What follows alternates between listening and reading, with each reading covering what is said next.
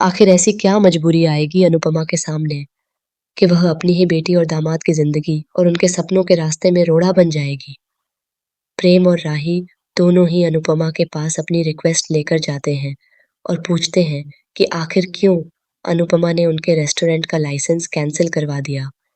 इसी बीच वहां मोटी बाई भी आती हैं, जिनके तानों की बौछार ऐसी होती है कि उसे कोई भी आसानी से नहीं झेल सकता। सुपरहिट सीरियल अनुपमा का आने वाला एपिसोड काफ़ी इंटरेस्टिंग और सोच से परे होने वाला है, जहां हम सभी यह सोच रहे थे कि अनुपमा दिग्विजय के साथ मिलकर सभी के रेस्टोरेंट को आगे बढ़ाएगी और अपने सपनों को पूरा करेगी। वहीं अनुपमा ने वापस अहमदाबाद आने का फैसला ले लिया। अहमदाबाद पहुंचकर उसे राही की कंपनी में सीनियर इन्वेस्टिगेटर की नौकरी मिलती है और वह सबसे पहले प्रेम के रेस्टोरेंट में ही इन्वेस्टिगेशन के लिए जाती है। वह वहां पूरी तरह से इंस्पेक्शन करती है और उसके बाद रेस्टोरेंट का लाइसेंस रद्द कर देती है। प्रेम का सपना शुरू होने से पहले ही टूटता हुआ देखकर घर वाले काफी परेशान हो जाते हैं। मोटी बाजी अपने बच्चों का हौसला इस तरह टूटता हुआ नहीं देख सकती, इसलिए वह अनुपमा से मिलने आती हैं। वहां वह हाथ जोड़कर उससे विनती करती है कि वह दुनिया में किसी के भी खिलाफ चली जाए, लेकिन अपनी ही बेटी और दामाद के खिलाफ क्यों जा रही है।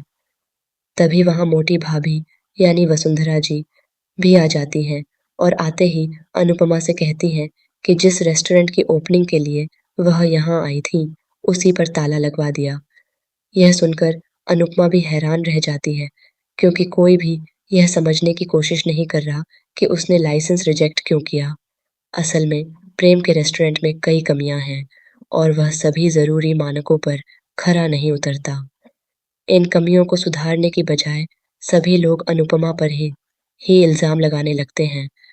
मेकर्स हर बार अनुपमा की जिंदगी को मुश्किल बनाने के लिए कुछ न कुछ नया मोड़ लेकर आते हैं और इस बार तो उन्होंने उसे अपनी ही बेटी और दामाद के खिलाफ खड़ा कर दिया है।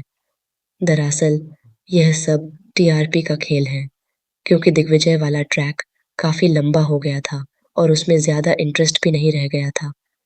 चलिए कहानी को नया मोड़ देने के लिए अनुपमा को वापस अहमदाबाद बुला लिया गया। हालांकि दिग्विजय वाला ट्रैक पूरी तरह खत्म नहीं हुआ है, बल्कि उसे फिलहाल होल्ड पर रखा गया है, ताकि आगे चलकर जरूरत पड़ने पर उसे फिर से इस्तेमाल किया जा सके। दिग्विजय जी के हाथ अनुपमा का वह लेटर लगता है, जिसमें उसके बेटे समर की फोटो होती है और पीछे अनुपमा का लिखा हुआ मैसेज भी होता है। इसे देखकर दिग्विजय अपनी जिंदगी पर ध्यान देने का फैसला करता है।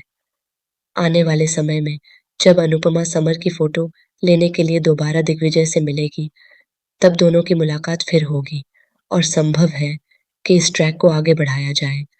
लेकिन फिलहाल कहानी को फिर से टीआरपी की लिस्ट में लाने के लिए अनुपमा को अहमदाबाद भेज दिया गया है। तो दोस्तों, आप कितने एक्साइटेड हैं अनुपमा की जिंदगी में?